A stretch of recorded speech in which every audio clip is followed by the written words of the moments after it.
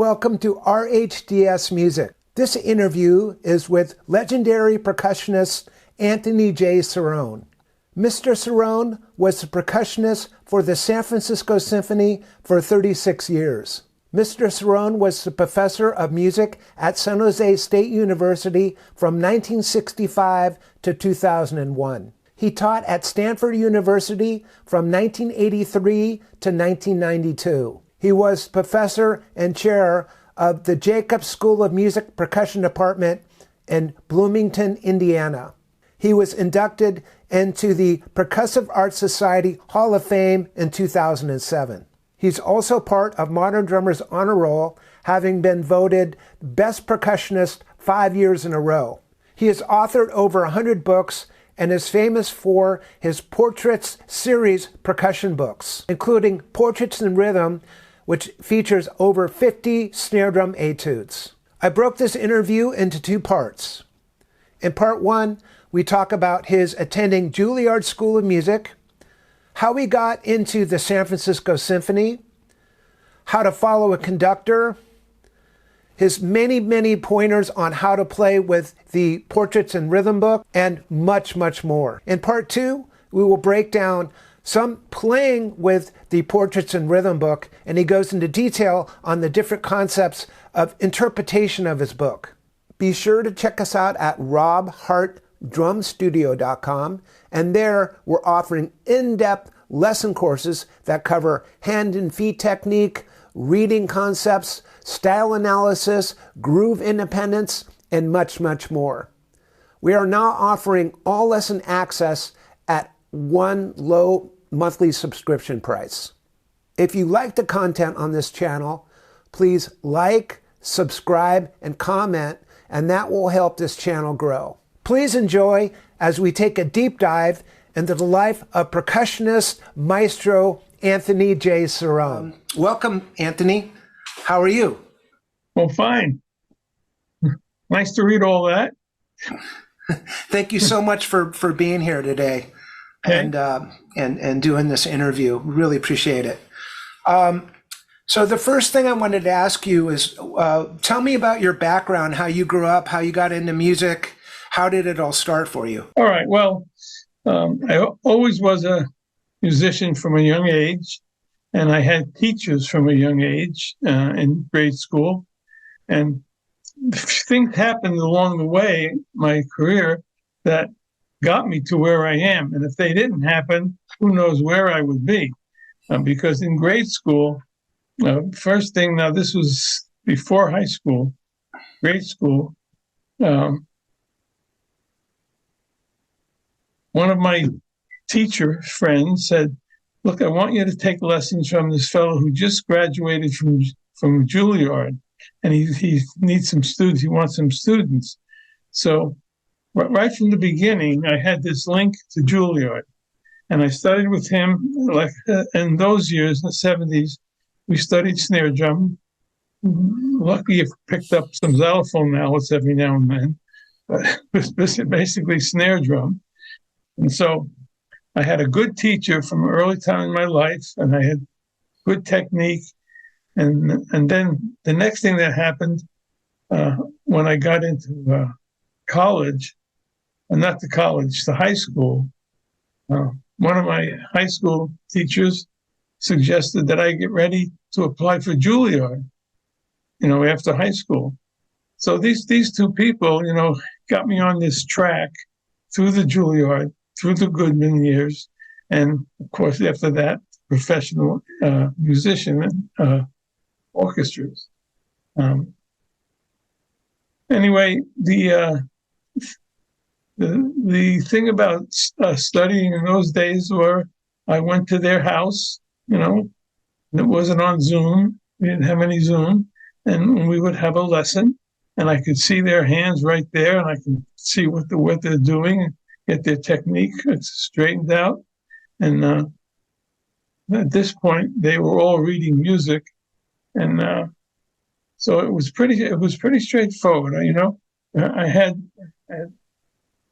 my snare drum book just had come out, so I had that book to work with which has a lot of technical difficulties, which they shown up in the students. Then we worked on exercises to build up the technique, and that's how I prepared all these students to move ahead in snare drum and play orchestral repertoire, and that was where I came from. That's what the teachers I had did, and that's what I did. So it was an orchestral snare drum goal, and it worked because I had good repertoire for them to play, and I had my book that just had come out recently. So I had things for them to learn to do, which built all their technique. That's how I started in it. I had good teachers, and I had good students. So would you say that, and this is a series that I've been doing, is having a mentor, a musical mentor that inspires you to practice? Because when I grew up, we practiced. You had a lesson once a week, and then you would practice every day. So I would usually practice 6 days a week, from usually 45 minutes to 2 hours. The time never meant anything, but that was my routine. Yeah. But I would practice every day. It was a daily routine. Did you have that too? You would move forward. Your teacher would give you encouragement or discouragement, saying, "Oh, you need to work on this some more," or was it that, "Oh, you're doing really well. Let's go to the next subject"? It wasn't as formal as that. I mean, I saw all these things, and I had to direct the kids, students, and training and technical things that they had to do to play the books that we were using. But I didn't set a time or I just sent them home to practice, and they usually did. They came back prepared. So that was what was important. They come back prepared. And then, of course, you always work on technique every lesson. That's very important. And that's how I did it. Every week, regular, they had a lesson. And when they got into high school, we continued with them in high school. And they advanced pretty quickly. I mean, of course, they were good, willing students wanting to learn and willing to practice. So that helped. Okay. And then when you graduated high school,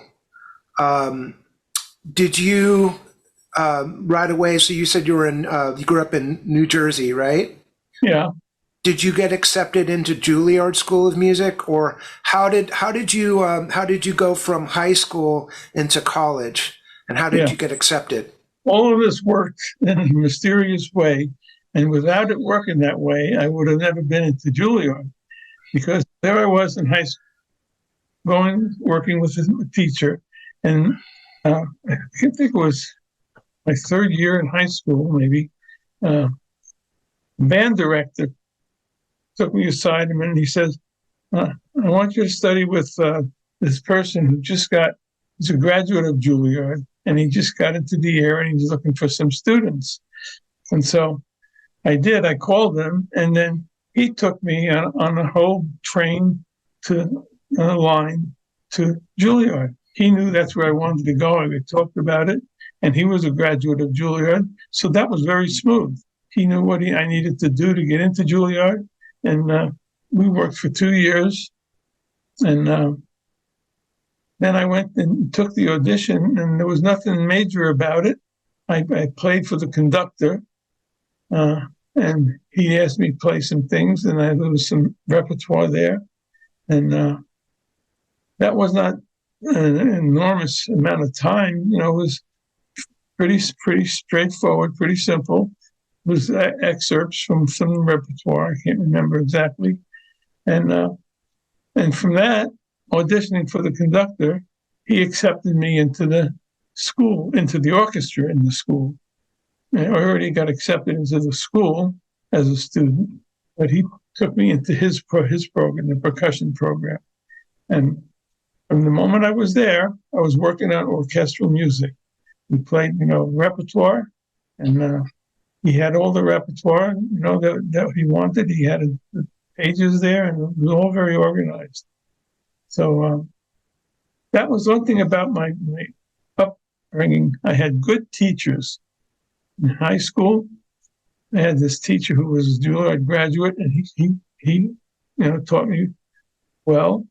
And then when I got into college, I got into Juilliard, and the only thing about that is, they had Saul Goodman mainly was the main teacher, and so you have to audition for these people. And I forget who the other person was. He was the timpani teacher. When you study with him, you're studying timpani. So I studied 6 years in Juilliard. I got my master's there, and basically on timpani repertoire. We played repertoire after we did his book, the technical book that he wrote, and I got my technique in shape. We then started playing repertoire, timpani parts from some of the standard stuff that was played with orchestras. And he would play, he'd sit at the other end of the room, he'd turn the record player on, the record player in those days, and I would play the excerpt, play one line of the excerpt. He would stop, and he would either say something or get up and he'd say, "Give me those sticks." He would come over, took the sticks, and he played it for me, moved over, and he played the repertoire. And there's one thing about Saul Goodman, he already knew this piece from many years of playing it, and he could tell you to do things that the music demanded, but it wasn't in the part. He had a feeling for all of this. So he would teach me how to play what I call was not in the music. Yes, there was dynamics and there were accents and typical things like that, which we all had to do.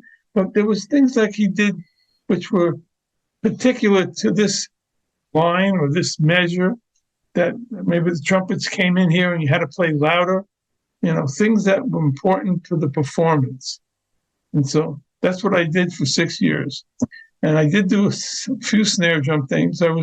At that point, I was still writing a book, snare drum book, and I'd bring some of my pieces in and play them for him. But he was really interested in the timpani.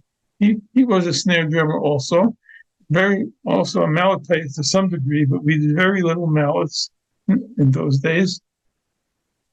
But I learned the orchestral repertoire. Every lesson was from something that was recorded that I could go home and play and listen, and then come back and play the music for him.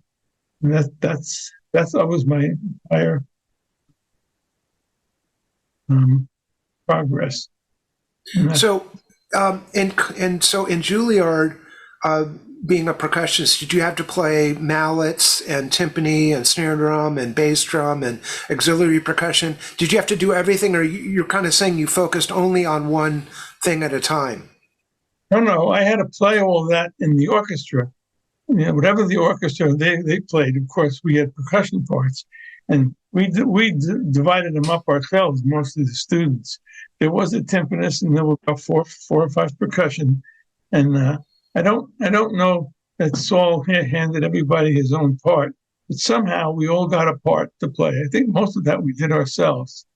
And then, of course, you go into rehearsals constantly, and that's how I learned the repertoire, playing it with the orchestra, of course.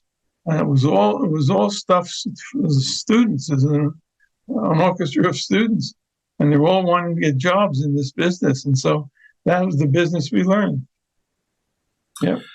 So then when you graduated, so you did 6 years, and then you graduate, and then you were saying that going from a music graduate, because this is with us at, I went to Berklee College of Music. When we graduated, they told us that you get nothing, there's no jobs for you, good luck. That's how they treated us at the school. They just said there's no jobs for you in the music business. Did you have jobs that they offered you from Juilliard that okay, you graduated, you have your master's, now we're going to give you different kinds of jobs to audition for symphonies? Well, the difference there is Saul Goodman was known in all the orchestras. I mean, he played in the Philharmonic, New York Philharmonic, and they played all over the world. Every major orchestra played. The New York Philharmonic, that's the orchestra he played in, was there, and so the conductors all knew who Saul Goodman was and where he taught. And the thing about that is, when these conductors needed a percussionist, they were going to have an opening, they would call Saul, and he would recommend somebody. And then I guess in some way they auditioned somehow, because I had an audition also, but he set it all up. And he in many of the orchestras, it was his students that got the jobs, not because how good they played, but because they studied with Saul Goodman. That was it. And so when my last year of school, that year, it was an opening in the San Francisco Symphony, and the conductor at that time, can't remember that one, but he called Goodman up and said, "I need a percussionist. Do you have somebody?" And he gave them my name. That was it. It wasn't how I played. It wasn't my technique. It was I studied with Saul Goodman. So that everything was all set up in a sense for me by those men in high school telling me to study with this graduate of Juilliard. And right away I got in that frame of mind. And then from there, going into the school itself and studying with Saul Goodman, I learned all the repertoire. It's always about the repertoire.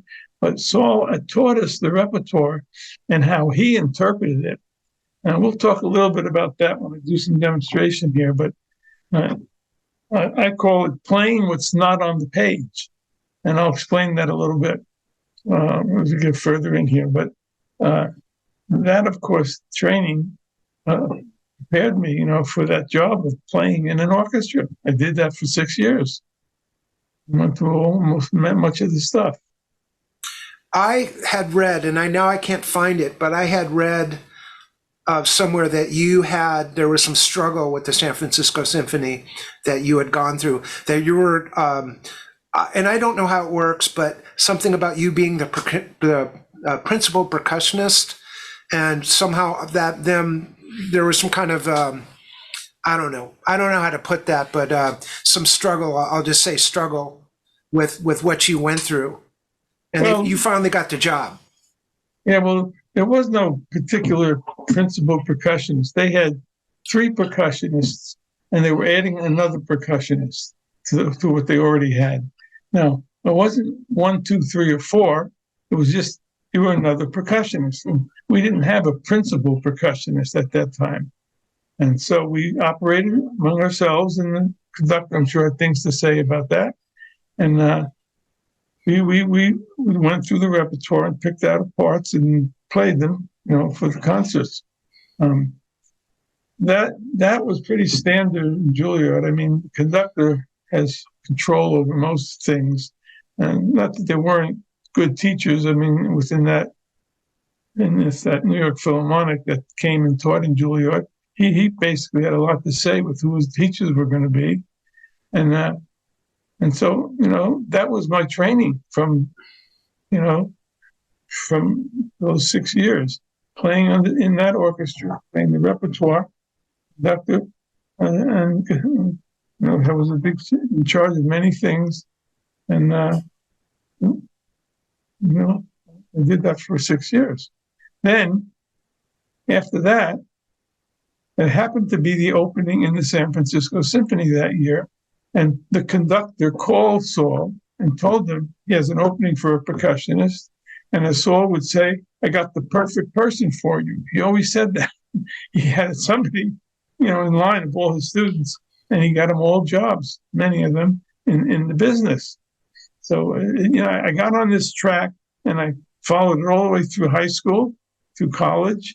And that same year, I get the job in California. And the important thing to realize, I had to say yes to this stuff. I had to say, okay, I'll be in the percussion section, of this orchestra, and I'll play this part of that part. I just had to keep saying yes, yes, and I do it well, and then go on to the next thing. So I feel, I had a good track to follow. Good people, good teachers, and good music. And it all played out for me well. When I got to San Francisco, I wasn't the top percussionist there. I was one of the percussionists, and we worked out the parts together, and they were there for quite a while before I got there. But we all got along well, and we ran the section, and that lasted a long time. I have a question about how for classical musicians being in San Francisco Symphony, which is a union job, am I right? Yes. It's hard to get in. Maybe it's changed over the years. Maybe it's harder now, but to what I understand, that once you get that job, it's for life. Until you retire. You don't get fired. And it's hard to get in, I hear. Very hard, very competitive. Well, it is competitive. And in the sense, the conductors are the ones looking at you and judging you. And if they're not happy with you, they're going to make it known, whoever's running the orchestra, that he doesn't want this person or that person. Because he was in charge of just about everything regarding personnel. But for me, I didn't start playing all the big parts. These people already had assigned parts for years, but I would eventually do all the stuff, And one thing I did particularly was there's a percussionist named Joe Sinai who was in the orchestra, and he was actually the one that was leaving, but he was the third percussionist. So I came in as the fourth. Although I was the third officially, Joe was still hired, for the cymbal part at that time. So when there was only cymbals and bass drums, I would get to play a lot of the cymbal part that Joe Sinai played. And that happened until we brought in the fourth percussion. That was a few years later, fourth percussion as the fourth percussion. And then we all took to more of a serious approach to what we play. And I started playing mallet parts and was the third one they remember that came in. And then the fourth player came in. He actually came in as the section leader, as the fourth percussion. That's how they did it. And he began to play some mallet parts. So then I started playing snare drum parts. And we did that for many years. That we just fell into that, and the conductor didn't have much to say about it, as long as we did our job. And then coming to near the end of maybe 4 years of being in the orchestra, that had given me a good solid background on all the instruments. I played mallets, I played snare drum, and I played cymbals. Joe, when he left, I did a lot of his cymbal parts after a while. So I got a good background, and I played a lot of repertoire, and it took me through it. And then, of course, from there, that's what he gave me, the San Francisco Symphony job, and I was there the rest of my career, the whole career, playing 36 years in the San Francisco Symphony. So, you get in this line, in a sense, and you have to follow the line that you're working with and keep improving. You got to always keep improving with what you were assigned and doing well so they can continue to sign parts for you. And that's what happened. And I was never the principal percussion, technically, because that came with the fourth percussion they hired. They hired him as the principal. In other words, they want the best person they could get. And they did get actually one of my students at the time. I taught at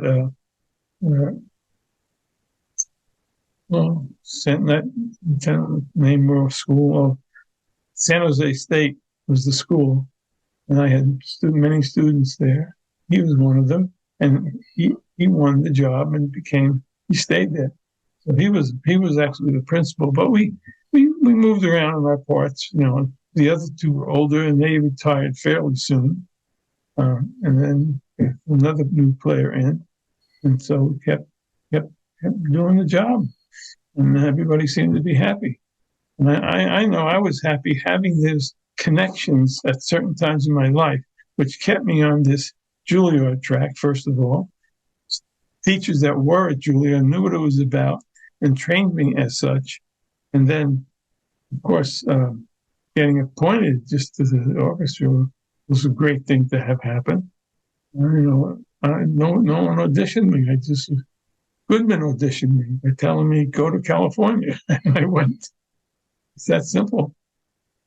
So that's interesting that you study from a mentor, Sal Goodman, and then he gets you the gig, gets you the job.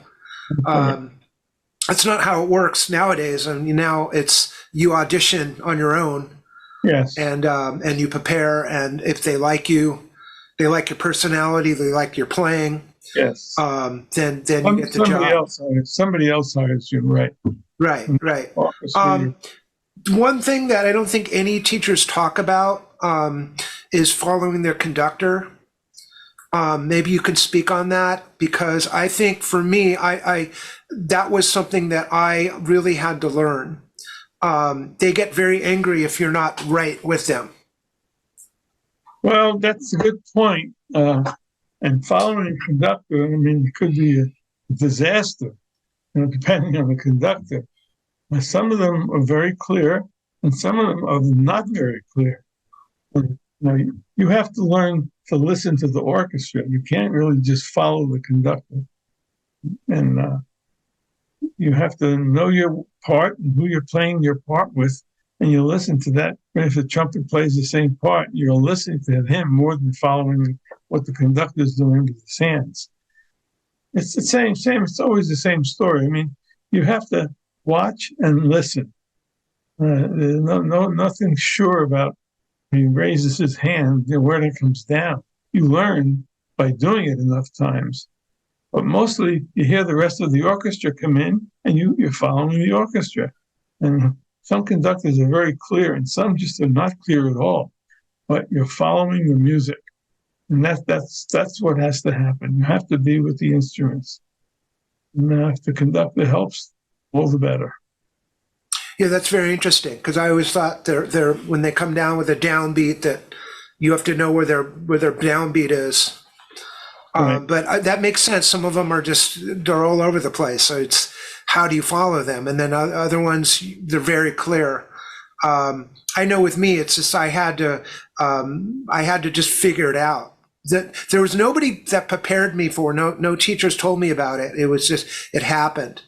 Yeah. And so when there's different tempo, like sometimes they'll give you a tempo, and then like even the setup, like 3/4, and like learning that. I didn't even learn that till later. But if they don't give you a tempo, they just give you a downbeat where the actual downbeat is and their stroke. Well, you realize that everybody in the orchestra is in the same place. If he's not clear for you, he's not clear from anybody else. And you learn to play with what you're hearing. Whatever has the line at that time, you know this music pretty well. Everybody hears that trumpet players are taking the line, and we're listening to them. And the rest of the orchestra is listening to them too. So that's how you really become accurate at what you're hearing. Yeah, so listening is always the most important thing. Yeah. Technique, there's some of the techniques are horrible, honestly horrible. And that makes it much harder. But you just don't follow them that closely. You listen and play with what you're hearing. And that's how I did it. I understood very, very early that to be with the orchestra, I got to listen to the musicians. Well, that's really interesting. I always thought it was different, that it was mainly the conductor was the chief, and you follow them no matter what. What you're saying makes sense. I mean, you wonder who's following you. Yeah.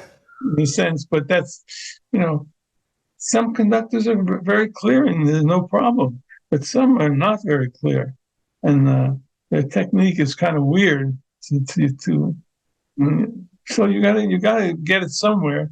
And I wound up, doing it by listening to the solo players in the orchestra at the time, and you learn to play with them, and that seemed to work. That makes total sense. So moving on, when did you get the teaching job at San Jose State University, and how long were you there? Yeah.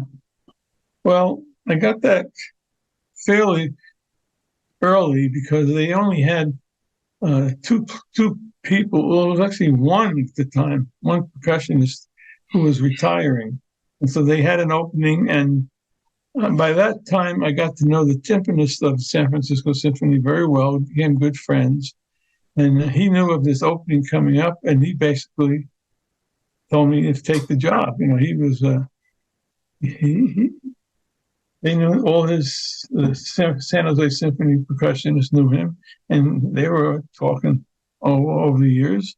And so he said, "Oh, Tony Cirone is available. That's who you should get." He recommended me, and that's who they just called me up, and I started teaching there. So no mystery. It's just that it's not as organized as you might think. I didn't go in for 3 auditions with this person and another audition for the other person. They could come and hear me play if they wanted to with the orchestra. We played many concerts, but I just had a reputation of going from one thing to another in the orchestra business, and that was my background. And so that's what got me into the San Jose teaching position, and I stayed there all those years, built up a big department. And one thing about San Jose State University, they had a big marching band. Of course, in those days, they all had big marching bands, and a lot of the students came from the marching bands. And as the only teacher there, I get these freshmen, and that's what they did. They played the rudimental technique, at the audition. Like that's what they were doing their whole career. And so it was a little tough getting their hands and their training from rudimental approach to orchestral. And that's what I had to work on just about for everyone. And they were flexible enough and good enough players that it did work over time. And they began to play this orchestral music properly. And we worked on technique all the time. And that's what that school had, that background of being in such a rudimental orchestra type of situation. That's who they hired for percussion. This was not hired, but brought into their department. And then it's changed a little bit over time. But after I was there a few years, that was the percussion section for the symphony orchestra. They all became good, orchestra players because that's what really they played most of the time. So, in those days, a lot of it is not spelled out how all this happens. Those players that came in, I was the teacher, and I saw what was going on, and I knew what they had to do, because that's what I had to do. And then, before you know it, all of them were symphony players. We still played the marching bands, but it worked out fine. I mean, there wasn't any really big problems because that percussion section was a rudimental section for many years. That's what we played. And conductors didn't seem to know much difference. They let them do it. But I did. And I directed them more in the classical approach because that's what I came from. Yeah, it's interesting that you mentioned the rudimental drum corps. We call it drum corps, and I know a lot of students that really love that. It's a I guess you'd say a military bonding for them because they really have to work hard. They've practiced 10 hours a day with this field show. But what I notice is that the musicality when you're doing the percussion, I grew up on the classical percussion because my teacher studied with you. So I was not doing the I never did the drum corps stuff, that the stickings were all written out exactly. And, Right. we talked about the open stroke rolls, and, Right. everything had to be exactly as written. I grew up on the interpretation of snare drum books. Yeah. There was a Morris Goldberg book that Yeah. Scott Morris had. I did that. Yeah. I did Portraits in Rhythm. Yeah. I think there was another book that I had from Steve Sanchez, but it was mostly classical snare drum. And it would be maybe, we do a percussion section with, there'd be two or three tom-toms, tenor toms, they call them. And we do those pieces. And some mallets, a little timpani, but mostly snare drum. And so my thing was always the interpretation of the percussion parts. I never got into the drum corps. But I know that is a big thing, and some people, that's all they do, right? Later on, of course, I played drum set, so that's what was my main thing. But we started off on a practice pad and did rudiments and reading. So maybe another thing you can talk on is your the ability to sight read. Is that something you had to do in the symphony? Did you have to have really good sight reading abilities where you never saw the music before and you had to just read it cold? Well, that's true. We get our parts a couple of weeks ahead. The library would have the stuff if it's rented about 2 weeks before, and we'd always be able to get our parts at least that much ahead of time if we didn't know the piece. But that's a smart thing to do. If you're in an orchestra, whatever instrument you play, you have to be prepared. You can't start learning at the first rehearsal. That's not going to go. Especially if the rest of the orchestra knows the piece so well, and you're a young player and never played it before. That could be a problem. But we always had time to work it out, and stuff that I had learned was great. And then I had to learn new stuff, and there's always recordings you could listen to. But it's a big deal when you're in an orchestra, an older orchestra where it's trained, that members are really trained well from playing so much, and then you come in and you haven't been in an orchestra, so it's on your back to get to know and listen to recordings to make sure you don't come in the wrong place, at least for that, and that's what it's about. So you're saying it's a little bit more memorizing than it is sight reading? Well, not so much memorizing. I mean, a lot of the stuff in the repertoire is. You could sight read it. It's simple parts. They're not very soloistic parts, for the most part. It's parts that are played with the brass section or the wind section, and so you got to play the same rhythms. You can't, as I mentioned earlier about playing together, you have to be able to listen and hear how short is the 16th note. That's something that has to be in your brain. So when you're actually focused and you're performing, you are performing with what you're hearing and not just from sight reading. Orchestras, sight reading is fine, but even the simplest music, sometimes if you don't listen to the orchestra, you're going to come in on a quarter note upbeat, and who knows where you are. If it's not rhythmical, you got to hear it, how the trumpets play or the winds. But that's just part of the business. I mean, sight reading is very important, but you have time. If you're going to memorize a part, you do have time. But even if you memorize the part, but not listening to the music, doesn't mean you're going to play it accurately. There's recordings you can listen to, and then this conductor comes in and does it much faster than the recording and much slower than the recording. So the thing for me is to listen to the orchestra as they're rehearsing it, and they're setting the tempo that the conductor is trying to provide. So that's how you learn. That's part of the job. You're trying to play with the 100-piece orchestra. And I had to do it mostly by listening.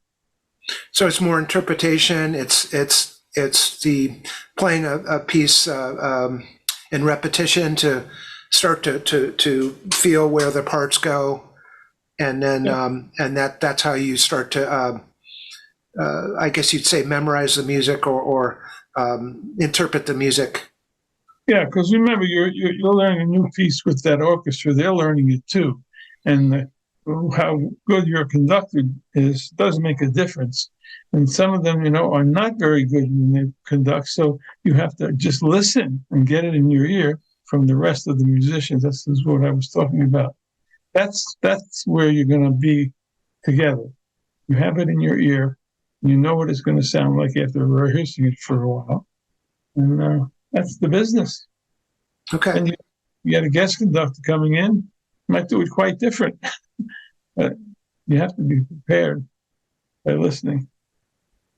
Great. So maybe we can move into some of your books. So I'll say that you've authored over 100 books. Maybe you can talk about how you. What I read is that you authored the Portraits in Rhythm when you were 22 years old. That's about right. And as far as I'm concerned, it's probably one of the best snare drum books I've ever done.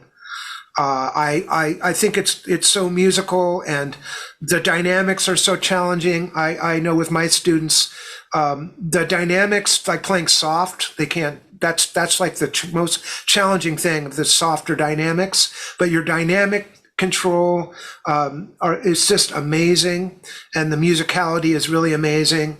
And I've always considered it one of my favorite books. Well, thank you.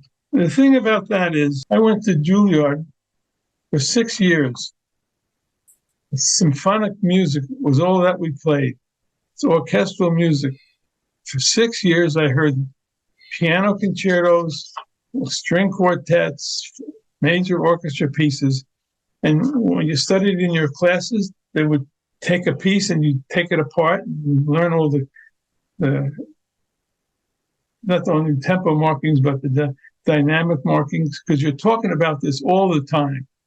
And so, I picked up a lot of that in my head, and I think I stole a lot of those rhythms from my book. They would come up in my head, and that's why I think, I don't know, I always felt I was very impressed by the music I was hearing, because I had not done that in high school. We didn't have an orchestra to play this stuff. But in Juilliard, that's all they played. And you're hearing a piano concerto, you're hearing it in a woodwind quintet, there's all different classes or all these groups of people. So I came out of Juilliard, my head full of all this stuff. And I think when I look at my snare drum book, after it was done, I could realize, I stole that from this conductor. Or from that. Wow. Special rhythm. 2 measure, 1 measure, whatever it was, then I would take it from there. But it affected me a lot, just being at Juilliard and hearing all this from every class I took. And not that I had to memorize anything, but I could hear the connection of the rhythms. And that's where I got my impressions to make a snare drum piece. Now, but there's another thing about this. First of all, conductors in those days, especially, did not pay much attention to what they were writing for snare drum. There's no school of thought that they read a book to tell you how to write for the percussion instruments. And basically, they would write rhythms. We all know rhythms, but there's many ways to play a rhythm. And you just can't write 16th notes and expect them all to be even or not even. They have what they never did for me in my years. They never put a slur over a group of notes. If we had 4 16th notes, it would be even. It'd be say forte, mezzo forte. That's not. But they did not use the dynamics, and they use for every other instrument. Rhythm, the snare drum got the rhythm. I'm going to give you an example of that. Even when I wrote my snare drum book, I wrote it knowing those rhythms and putting those rhythms down on paper. And I didn't put any slurs either because I never saw them put any slurs. So I just wrote the rhythm, and I put dynamics, forte, diminuendo. Yeah, we all had that, and that was common in our music. But nobody told us how to phrase something. So I really rewrote my snare drum from the original. So that is the original book. Now, do you have any other copy of that book? I only have the copy I have is from 1977. I can see the phrase markings. Okay. So, as I said, the original book, which you showed, let's look at that again. So there's fortissimo, diminuendo, mezzo forte, and then mezzo forte, crescendo into fortissimo.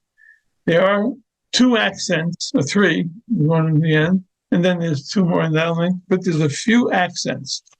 Now, the way I wrote this, when I rewrote the book, I started to write it how I actually played that. That you're seeing is the original music I wrote, that first line. Fortissimo, diminuendo, mezzo forte, a couple of accents, and then a crescendo, right? Mm-hmm. There's no phrase markings there.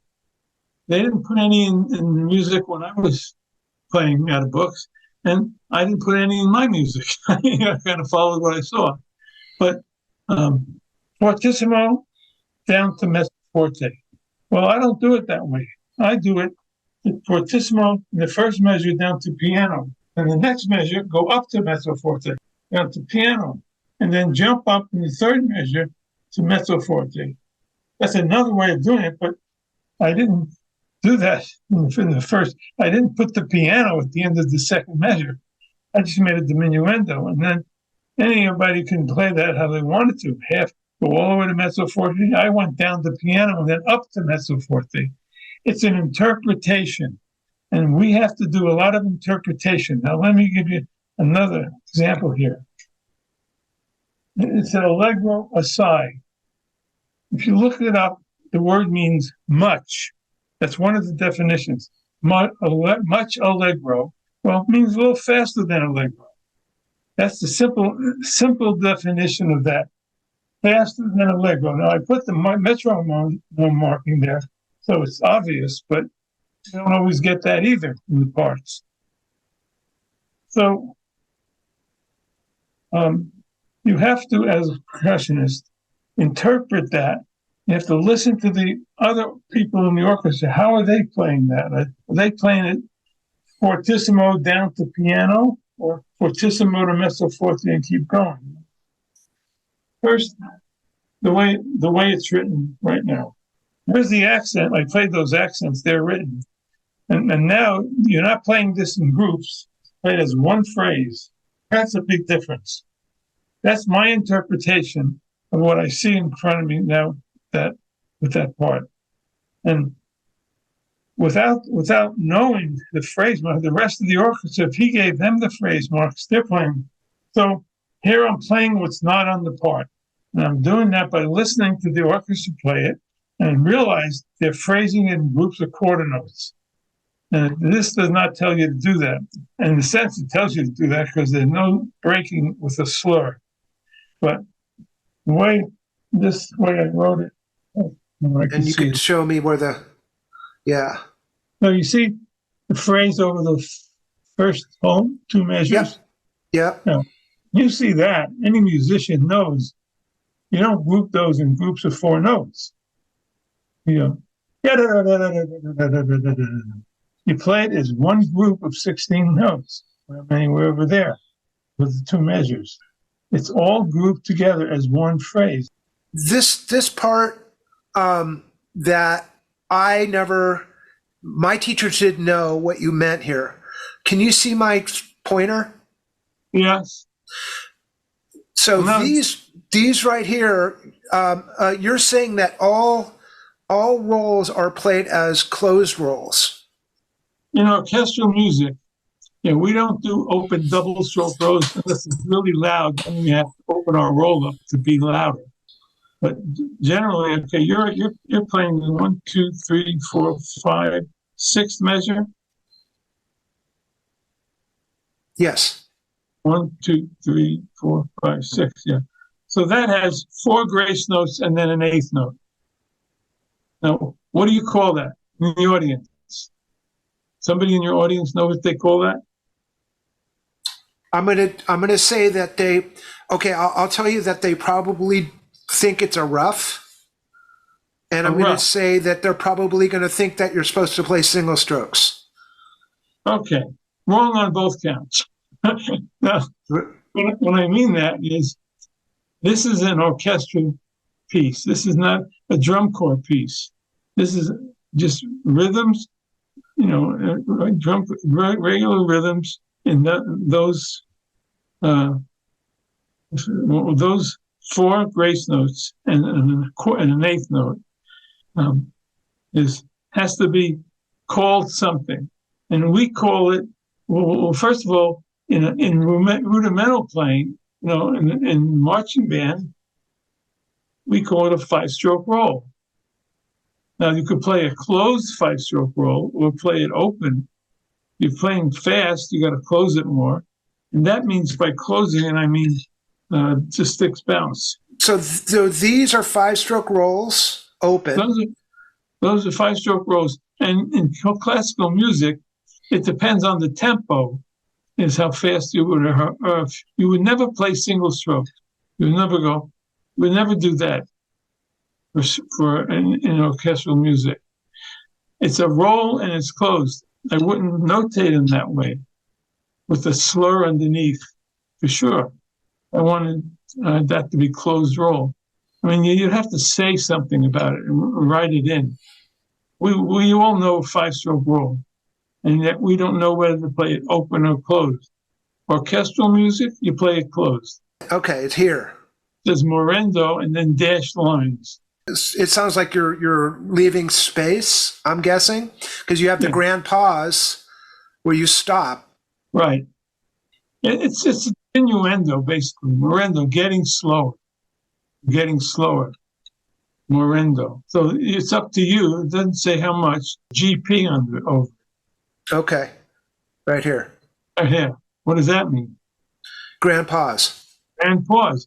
Nobody plays in that measure. So when the conductor stops and doesn't move his baton, he doesn't conduct that measure. The next downbeat is the next line. GP means grand pause for everybody. It's a measure of silence. And this measure of silence definitely has to go slower. So I'm going to ask you 3 things with note interpretation. So the line above the note, I was taught was legato. The dot above the note was called staccato. Right. So the slur, you need the slur along the note. The slur. It's the slur is the phrase marking above. Yes. A group of notes. Okay. But I'm talking like an individual note. If you have a line above it, like a straight line, I was taught that was called legato. Okay, that's the character of it. Legato long. Legato long. Staccato dot short. Dot. Yes. Accent is like what you have here, a normal accent, and then the TP is, I call it a greater accent. Yeah. So the 4 characters. That's the character. That's the strongest accent. It's inverted accent. When it's inverted, instead of this way, do it this way, right? Yes. So is that what's maybe you can speak about those 4 interpretations? Okay, a note without anything on it is your normal note, depending on the dynamic marking, right? This normal note is forte, fortissimo, piano, right? We know that. That's the written dynamic. Now, if that note, same note, has an accent on it, a real accent, this accent, right? That's a regular accent. That's sharp accent. If it has TP, this on top of it going vertical, that's a stronger accent. That's the strongest of the accent. Then you could have sforzando under that accent, which is even more strong accent. That's how we can name them. Dot is short, staccato is short, a legato is long, because it's the character of the note. Maestoso is long notes, much as you can do with the snare drum. It's a character, how you're hitting it. And that's how that affects single notes. And that's important for music. When you put those on trumpet parts, they make a big difference. Snare drum, if you don't hit it right, you don't hit the drum right, just louder. We don't want it just louder, we want it longer. How do you make a snare drum part longer? Well, it's how you hit it, your approach. And I wouldn't do this. I would do that. I'd make my hand go up. You could see it's supposed to be longer. But that's how we interpret that. And most composers don't realize what they're doing when they put those marks on snare drum parts or any kind of a drum part. We have to characterize that with our motion. And that's what I teach a lot about character.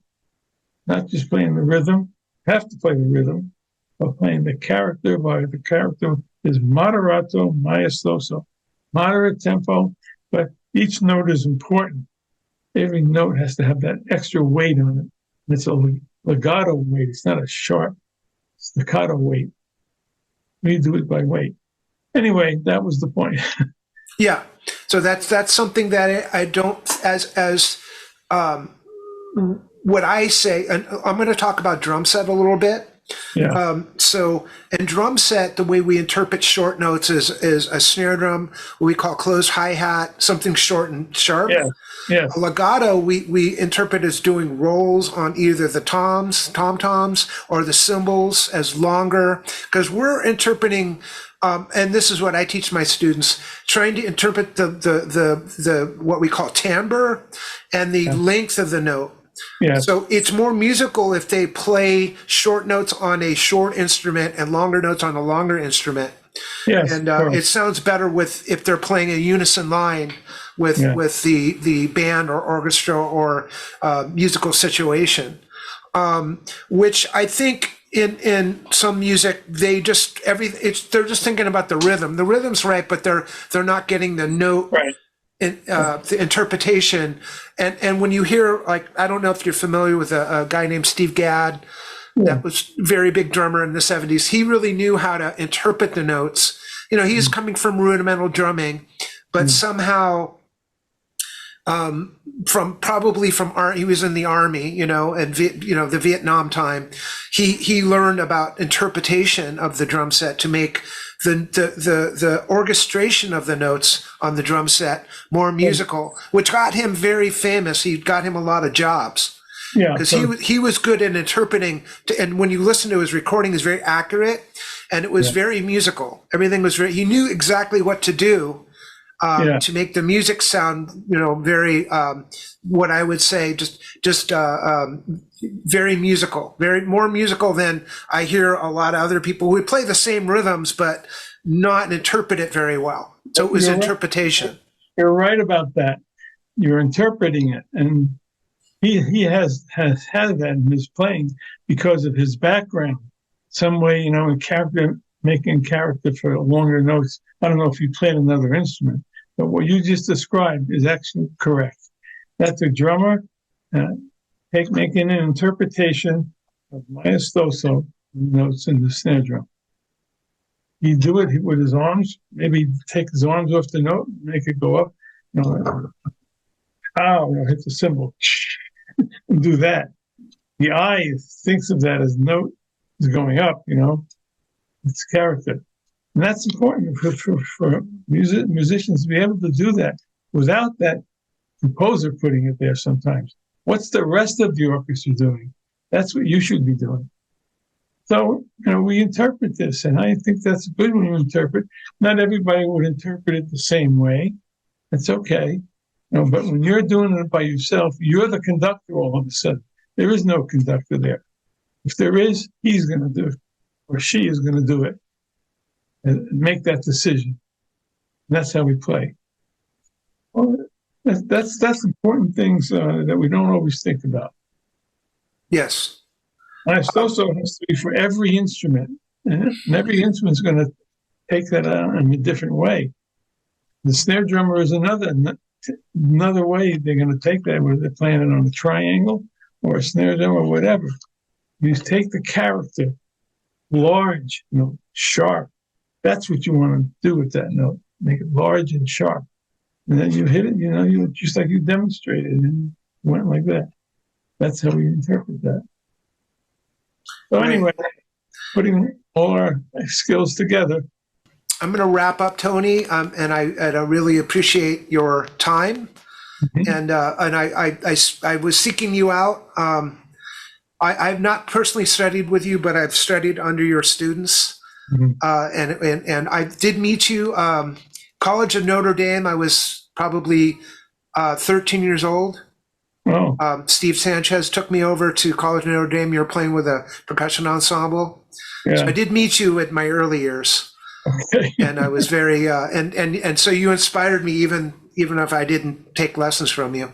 Yeah. Okay. Just in wrapping up, do you have some words of inspiration or wisdom for the younger generation that, and music has changed, now, orchestras and everything. I guess most of the jobs would be doing movie scores and whatnot. Maybe there's some jobs in the symphonies, but I think a lot of younger musicians are getting hired to do movie jobs, working in a studio. So what words of advice could you give to younger musicians?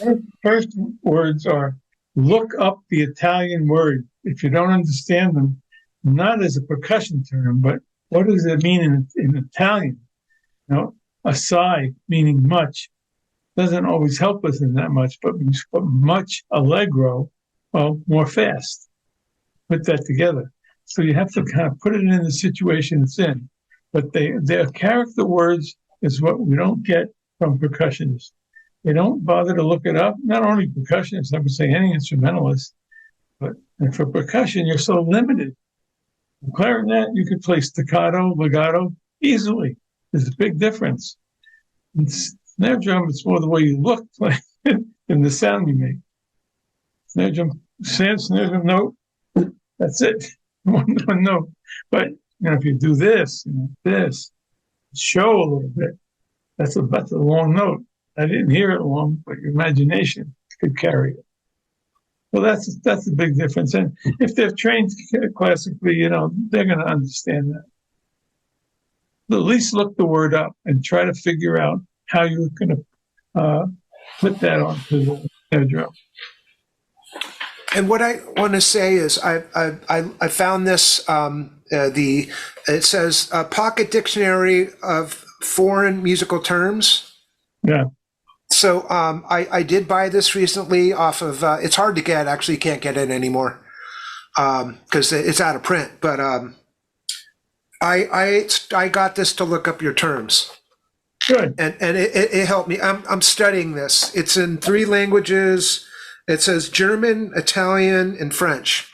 Yeah, that's it. In your classical music, that's what we are. 3 languages. There's not more. Right. You don't have, I guess you say Russian. Yeah, we don't have it in Russian yet. No Russian. So anyway, I'm going through these terms with my students, and it's very helpful.